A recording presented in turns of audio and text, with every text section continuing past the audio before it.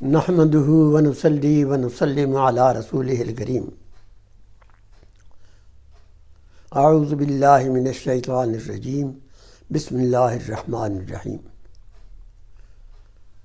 وَأَن تَصُومُوا خَيْرٌ لَكُمْ إِن كُنتُمْ تَعْلَمُونَ.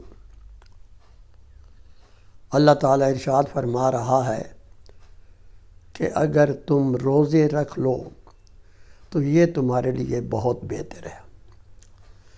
یہ اللہ تعالیٰ نے اس ضمن میں ارشاد فرمایا کہ اگر کوئی بیمار ہے یا مسافر ہے تو اس کے لیے رخصت ہے، لیکن اگر وہ روزہ رکھ لے تو اس کے لیے بہتر ہے.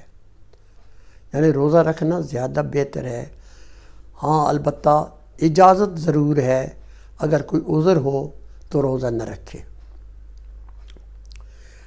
اللہ تعالیٰ کا احسان عظیم ہے کہ ہمیں پھر ایک مرتبہ اپنی زندگی میں رمضان المبارک کی ساعتیں قریب آتی ہوئی نظر آ رہی ہیں.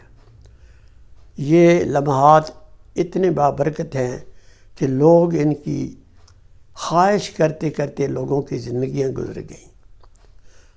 لوگ ہمیشہ یہی کہتے رہے کہ ہمیں یا اللہ موت دینا، رمضان المبارک میں دینا. اس واسطے رمضان المبارک کے اندر دوزخ کے سارے دروازے بند ہو جاتے ہیں اور جنت کے سارے دروازے کھل جاتے ہیں. اللہ تعالیٰ کی رحمت آغاز رات سے ہی آسمان اول پر آ جاتی ہے اور ندا لگنی شروع ہو جاتی ہے کہ کون ہے مغفرت مانگنے والا، کون ہے رزق مانگنے والا، کون ہے رزق مانگنے والا اور کون ہے صحت مانگنے والا.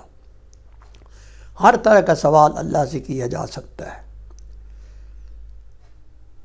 مجھے ابتدا میں رمضان المبارک کی ابتدا میں چند باتیں ان نوعمر نوجوانوں کے لیے، نوعمر بچوں کے لیے جن کو زیادہ عرصہ نہیں ہوا ہے رمضان المبارک کے ایام دیکھتے ہوئے، ان کو کچھ مسائل کا پتہ نہیں ہوتا. میں یہ چاہتا ہوں کہ شروع میں ہی ان کو کچھ چند باتیں بتا دی جائیں تاکہ وہ غلطی نہ کریں. پہلی بات تو یہ ہے، یہ مسئلہ یاد رکھنے کا ہے. پہلی بات یہ ہے، نوجوان خاص طور سے بچیاں ہوں یا بچے ہوں، وہ اس بات کو ذہن میں رکھیں کہ چونکہ عام دنوں میں عادت نہیں ہوتی ہے صبح سویرے اٹھنے کی، اس واسطے اگر پہلی رمضان کو یا رمضان کے کسی بھی دن میں صبح وقت پر اٹھنا نہ نصیب ہو اور آدمی نے کچھ کھایا پیا نہ ہو تو وہ دوپہر سے پہلے یعنی زوال کے وقت سے پہلے اگر نیت کر لے گا تو اس کا روزہ ہو جائے گا. یہ ضروری نہیں ہے کہ آپ رات کو نیت کریں، اور اگر ایسا ہو یہ بھی ممکن ہے کہ رات کو ارادہ تو تھا بڑا پکا کہ ہم صبح روزہ ضرور رکھیں گے، لیکن اتفاق سے آنکھ نہیں کھلی اور جو الفاظ ہوتے ہیں نیت کے وہ ہم نے نہیں پڑھے. وہ الفاظ پڑھنے ضروری بھی نہیں ہے، صرف نیت کا ہونا ضروری ہے. تو اگر صبح کے وقت نیت نہیں کی لیکن کھایا پیا نہیں ہے صبح طلوع فجر کے بعد، تو پھر اس کا روزہ ہو جائے گا. وہ روزہ اطمینان سے مکمل کرے. یہ نہ سوچے کہ میں نے نیت نہیں صبح کی.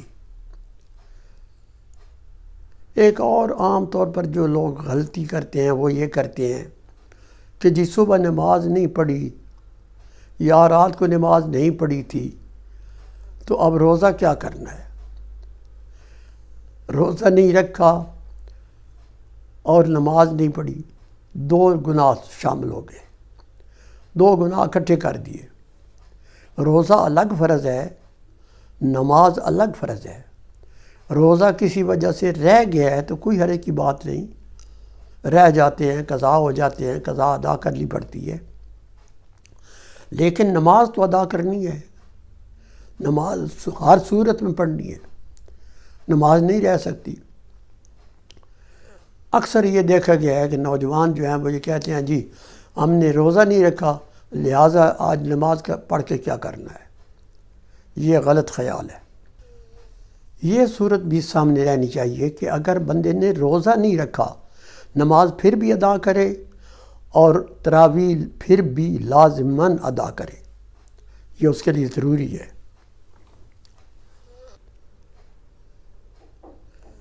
ایک اور بات عام طور پر جو غلطی لوگ کرتے ہیں کہ لوگوں کو اس بات کا اندازہ نہیں ہے، مسئلے کا پتہ نہیں ہے، اور وہ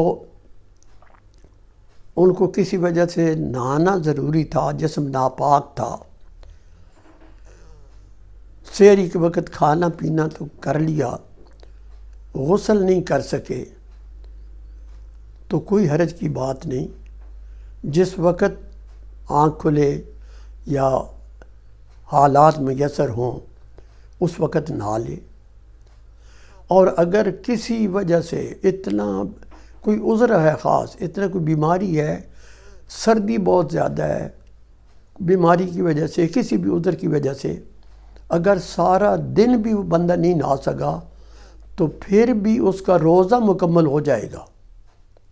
یہ نہ سوچے کہ میں جسم ناپاک تھا، ہاں البتہ ناپاک جسم کے ساتھ نماز نہیں ادا کر سکتا، لیکن روزہ اس کا ہو جائے گا۔ روزے کو نہ چھوڑے، اس واسطے کہ روزہ رمضان المبارک کا روزہ جو ہے یہ تو سارے سال پھر بندہ روزہ رکھتے رہے تو اس کی تلافی نہیں ہو سکتی، اس واسطے روزہ تو چھوڑنا ہی نہیں ہے۔ اس کے علاوہ یہ بھی دیکھا ہے کہ رمضان المبارک کے اندر لوگ آتے ہیں تراویح کے اندر، ہاں گھر میں آپ پڑھ رہے ہیں، 2-4 بندے 5-7 گھر کے بندے ہیں، وہ جماعت ہو رہی ہے گھر میں، تو اگر گھر کے اندر بھی جماعت ہو رہی ہے تو یہ نہ سوچیں کہ فرض تو ہم نے نماز جماعت کے ساتھ پڑھے نہیں تو اب وتر جماعت کے ساتھ کیوں پڑھیں، اب وتر بھی نہ پڑھیں، یہ بات نہیں ہے۔ فرض اگر آپ نے جماعت کے ساتھ نہیں پڑھے، تراویح پڑھ لی ہیں تو تراویح جتنی بھی پڑھ لی ہیں ان کو یاد رکھیں، لیکن وتر کی جو جماعت ہو رہی ہے اس کے ساتھ شامل ہو جائیں۔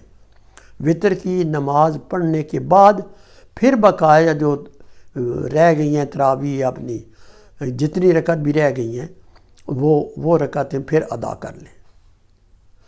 یہ چھوٹی چھوٹی غلطیاں ہم بہت زیادہ کرتے ہیں، ان سے بچنا چاہیے۔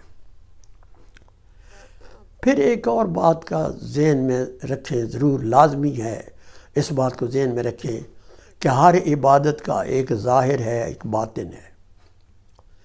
ہم نے ظاہری طور پر پورے آداب بجا لانے ہیں، پاکیزگی، صفائی ستھرائی، ساری چیزیں بجا لانی ہیں، لیکن باطن کا جو صفائی جب تک نہیں ہوئی، باطن کا معاملہ درست نہیں ہوگا تو صحیح معنی میں وہ عبادت قبولیت کا درجہ حاصل نہیں کر سکے گی۔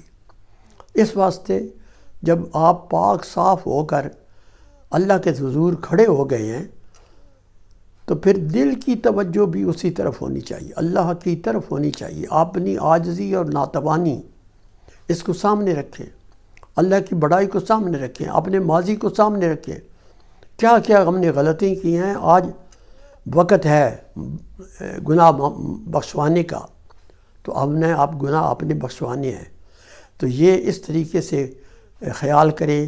باطن کے میں انشاءاللہ اس پر کسی وقت اور مزید وضاحت کے ساتھ بات کروں گا، لیکن ضرور ظاہر اور باطن دونوں کی توجہ ہو، اسی کا نام خضوع اور خشوع ہے۔ اس کے بغیر اعلیٰ درجے کی نماز اور اعلیٰ درجے کا روزہ بھی حاصل نہیں ہوگا۔ وما علینا البلاغ۔